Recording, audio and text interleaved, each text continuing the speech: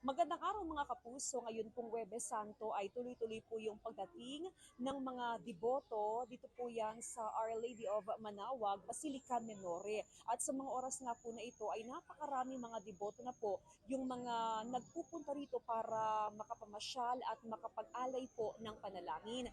Dito po sa may Candle Gallery ay napakarami na po ng mga deboto na nagtitirig po ng kandila at kasabay nga po niyan ay nag-aalay na rin po ng panalangin para po sa ating Panginoon. Karamihan po sa kanilang mga kapuso ay galing pa sa iba't ibang bahagi po ng Luzon, meron pang galing sa NCR, meron pang galing sa probinsya po ng La Union, Tarlac, and even po sa bahagi po ng Nueva Vizcaya. Pare-pareho po yung kanilang sinasabi na ito hong kanilang ginagawa ay panatanaw nila taon-taon tuwing Semana Santa na makapag-visita iglesia. Karamihan din po mga kapuso sa mga nandiritong mga deboto ay mga nag-alay lakad. Sila po ay mula naman sa bayan po ng Lingayen, Binmalay, meron pa pong galing ng San Jacinto na kung saan ay mula doon sa kanilang bayan ay naglakad lamang po sila papunta dito sa mismong simbahan.